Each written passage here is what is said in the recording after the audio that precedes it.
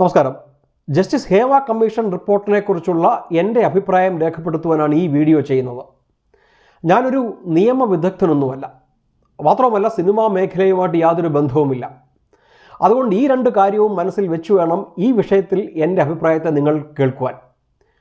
Public importance ഉള്ള കേസുകളിലാണ് സാധാരണ government അന്വേഷണ കമ്മീഷനുകളെ നിയോഗിക്കുന്നത്.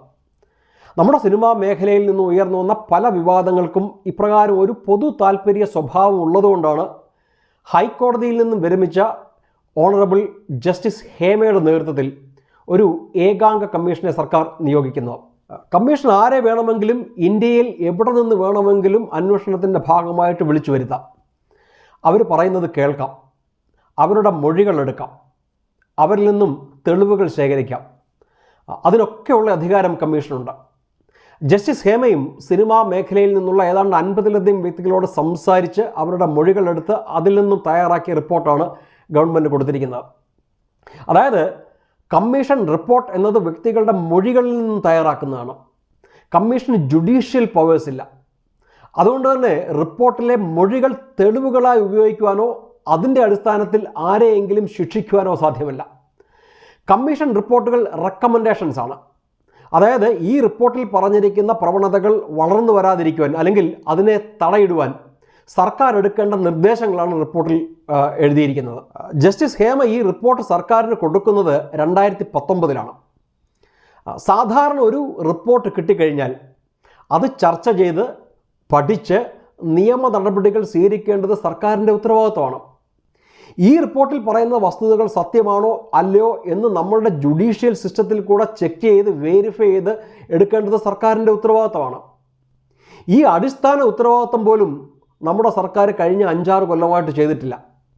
സാധാരണ ഒരു ലൈംഗിക അതിക്രമ കേസിൽ ഏതെങ്കിലും സ്ത്രീ നമ്മളുടെ പോലീസ് ഡിപ്പാർട്ട്മെൻറ്റിലോ ഗവൺമെൻറ്റിനോ പരാതിപ്പെട്ട് കഴിഞ്ഞാൽ നമ്മൾ കേസെടുത്ത് അന്വേഷിക്കും, അല്ലേ?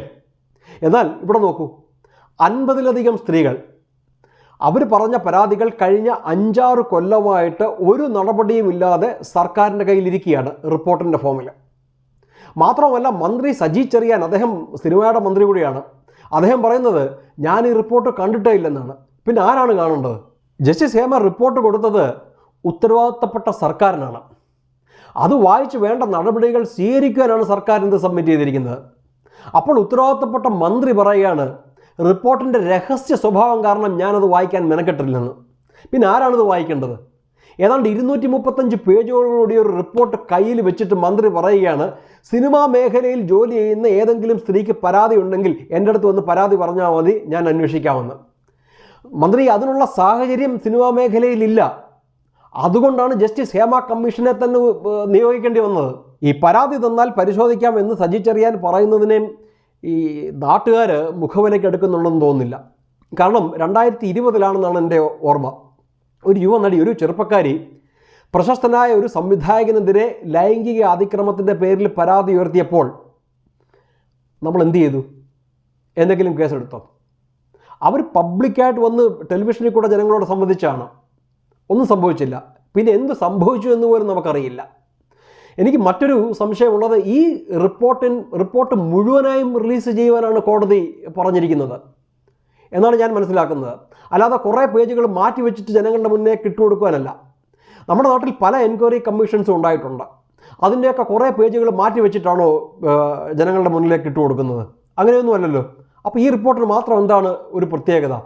അതായത് ഭരണകൂടം തന്നെ കുറ്റക്കാരെന്ന് കരുതുന്നവരെ സംരക്ഷിക്കുന്നു എന്ന് വേണം സംശയിക്കുവാൻ.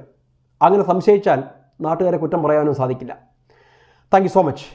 ഇത്രയുമാണ് ഈ ഹേമ കമ്മീഷൻ റിപ്പോർട്ടിനെ കുറിച്ചുള്ള എൻ്റെ ഒരു അഭിപ്രായം. വന്ദേ മാതരം.